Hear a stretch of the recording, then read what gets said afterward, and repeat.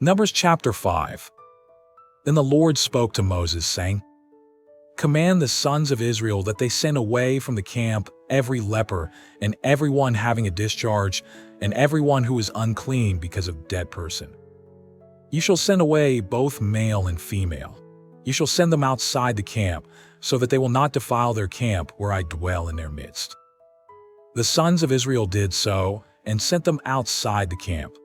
Just as the Lord had spoken to Moses, thus the sons of Israel did.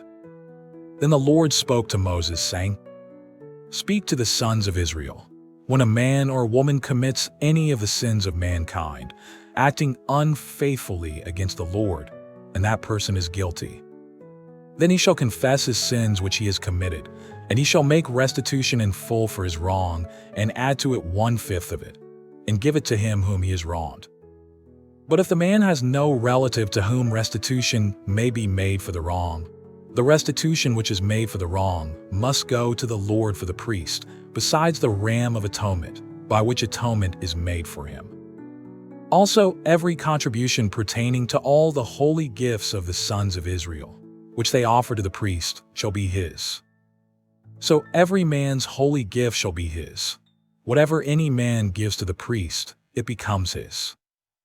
Then the Lord spoke to Moses, saying, Speak to the sons of Israel and say to them, If any man's wife goes astray and is unfaithful to him, and a man has intercourse with her, and it is hidden from the eyes of her husband, and she is undetected, although she has defiled herself, and there is no witness against her, and she has not been caught in the act.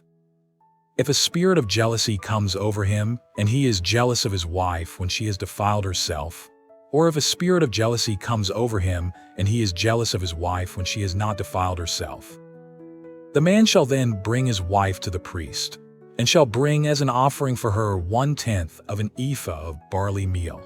He shall not pour oil on it nor put frankincense on it, for it is a grain offering of jealousy, a grain offering of memorial, a reminder of iniquity.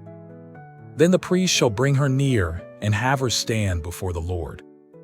And the priest shall take holy water in an earthenware vessel, and he shall take some of the dust that is on the floor of the tabernacle and put it into the water.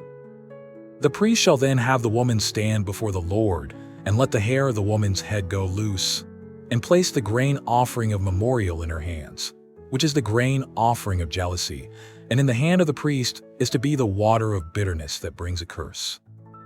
The priest shall have her take an oath, and shall say to the woman, If no man is lain with you, and if you have not gone astray into uncleanness, being under the authority of your husband, be immune to this water of bitterness that brings a curse.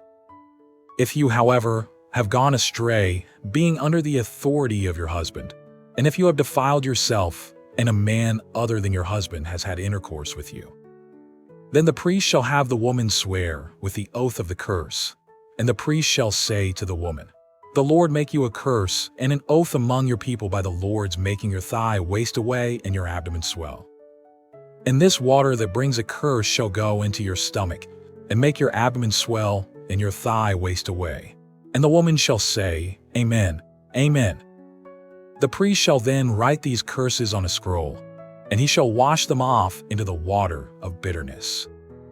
Then he shall make the woman drink the water of bitterness that brings a curse, so that the water which brings a curse will go into her and cause bitterness.